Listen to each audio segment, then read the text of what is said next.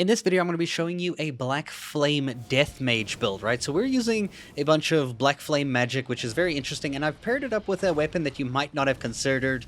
This is the Sword of Night and Flame that everybody used to use when the game first came out.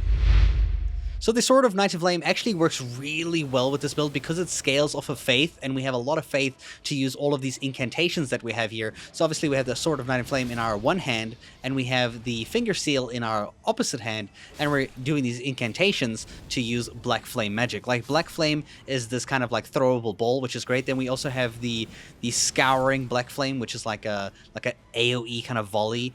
The melee damage of the weapon is quite good as well, so if you want to just resort to typical hack and slash, it works really well. But I pair a few things up here, like I don't know if you noticed this, we have a incantation called Shadow Bait that makes enemies attack nothing that's there. Like we put nothing there and they attack it, and then we use that opportunity to destroy them, which is pretty great. We also paired it up with the Posuludidax's Rune, I don't know if I'm saying this word correctly, which is one of the most overpowered faith kind of spells or dragon roar spells that you can use to down everything. We also have a bunch of explosive kind of crazy looking things here, as you can see over here. It's very hard to use this build appropriately because I don't think a lot of things are very weak to it, but it's very fun to use. I bet in PvP this might be very fun because it's very unusual, very unpredictable. You can't really expect what's coming next. You have like all these AoE rings, like explosions when people get near you. It's like, what is this? But my favorite thing in this build, I think, is the Shadow Baits. Now, obviously, this doesn't work for PvP. I don't think it would. But for PvE, it works really well. So look, I'm going to use the Shadow Bait, right? It's going to put like a little marker over there. Now, watch this enemy here. He's going to throw at the marker because he thinks that's me. It's not me. I'm over here throwing Black Flame, balls at him. And it works really nicely. You can obviously use this in many ways, even against bosses, to kind of get an opening to use some of your casting charged attacks.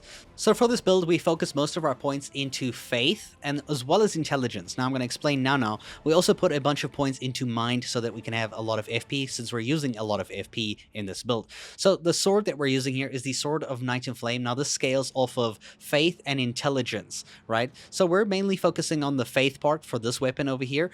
But for our Finger Seal scales off of faith and intelligence as well at an A ranking, right? The more intelligence you have with this increases your incantation scaling, so it makes your magic spells do more damage. So whereas faith actually kind of affects the damage of your spells, having that extra intelligence boosts up your kind of incantation scaling for the weapon so that it's going to be stronger from that sense. So where you can, put points in both to intelligence and faith to boost this weapon build. So the armor I'm wearing here has no actual particular bonus to the build, but it's just a cool aesthetic look to the Death Mage. So our talismans here we have greatly raises the potency of incantations, makes all of our incantations do a lot more damage.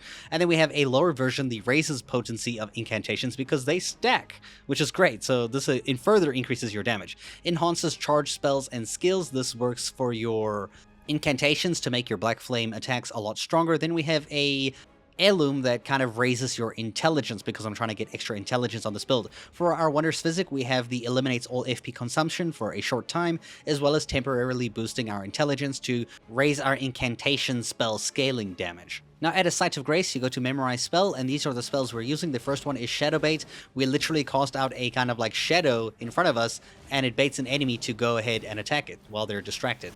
Black Flame is our major kind of like magic attack here. This is our one that's going to cast a big ball of raging fire to damage our enemies. Then we have Scouring Black Flame, which is kind of the same thing, except we kind of like shoot Black Flames in a kind of cone shape from us. Then we have the Black Flame Ritual that puts Black Flames in a circle around us, which either traps or prevents enemies from entering.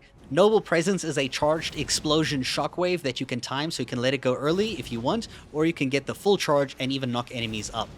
Death Lightning is a ability that attacks all around you in lightning and also leaves death smoke for people in PvP to kind of get their death gauge build up.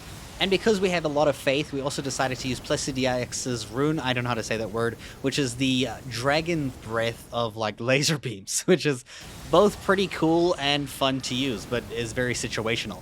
I hope you guys enjoyed this video, I hope you picked up something interesting from it, and thank you so much for watching.